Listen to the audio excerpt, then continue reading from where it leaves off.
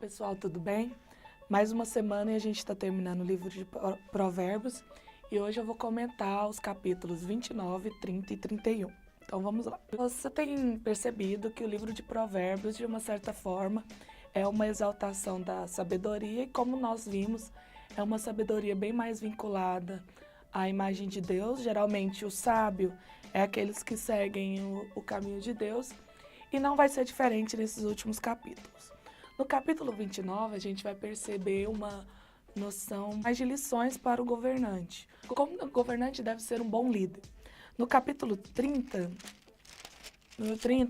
a gente vai ver mais uma exaltação da sabedoria, que ela não pode ser explicada aos olhos humanos. E no capítulo 31, a gente vai ver uma lição de uma mãe ao filho, que é o rei Lemuel. Então vamos lá comentar algumas questões. Se você leu atentamente o capítulo 29, a gente vai ver que ele vai falar, é uma continuação do capítulo 28, e o que um governante precisa para ser um bom governante. Provérbios vai ter uma noção muito interessante para os nossos dias atuais, que a corrupção não está somente no governante, e sim na população que é liderada por ele.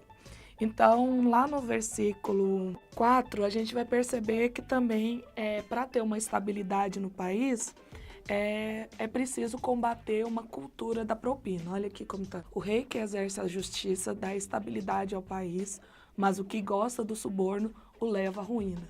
Então, o rei que quer justiça no seu país tem que, de uma certa maneira, combater essa ideia da cultura da propina. Também tem uma parte muito interessante, se você quer um país melhor ou uma nação melhor, você precisa ter uma noção de consciência de grupo.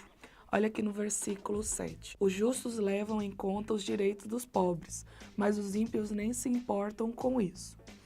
E mais para o versículo 8 a gente vai ver. Os zombadores agitam a cidade, mas os sábios o apaziguam. Nesse capítulo, você não vai ver só uma atitude em relação do governante com a sua população, e sim de uma população que quer um governo pacífico, que precisa ter consciência de grupo, precisa ter a ideia da abolição da injustiça.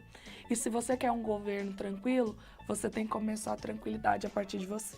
Indo para o capítulo 31, eu queria destacar uma questão muito interessante sobre a questão das mulheres. Quando a gente vai falar de Bíblia, sai aquela história que as mulheres são deixadas de lado. E aqui a gente percebe que Provérbios não trata isso. Lembrando que o período as mulheres eram subjugadas a um grupo de inferioridade, Provérbios dá uma exaltação à mulher. Primeiro é o conselho de uma mãe a um rei. Então já é uma fala a partir de um ponto de vista feminino. Olha lá nos primeiros versículos do capítulo 31. Ó meu filho, filho do meu ventre, filho dos meus votos, não gaste sua força com mulheres, seu vigor com aquelas que destroem um rei. Então, se um rei quer ter um bom governo, ou vamos trazer mais para próximos a gente, se você quer ter uma liderança boa, você tem que se aproximar das mulheres que, de certa forma, não leve o homem à ruína. Seguindo, ele vai ver a importância do que a mulher tem no seu lar. Olha lá, uma esposa exemplar, feliz quem a encontrar, é muito mais valiosa que rubis. Ela faz vestes de linho e as vende, e fornece cintos aos governantes. Então, de uma certa maneira, quando o homem tem uma mulher sábia, ele vai ter uma mulher que não só cuida do lar, mas também cuida do externo. Não é uma mulher que só trabalha subjugada ao trabalho do esposo, dentro da sua residência, mas também é uma mulher que pensa numa renda extra e, de uma certa maneira, consegue que o seu esposo se enriqueça, como a gente vai ver aqui. E o mais importante que eu queria destacar no dia de hoje é o versículo 30. A beleza é enganosa e a formosura é passageira, mas a mulher que teme ao Senhor será elogiada. E aí, já leu a Bíblia hoje?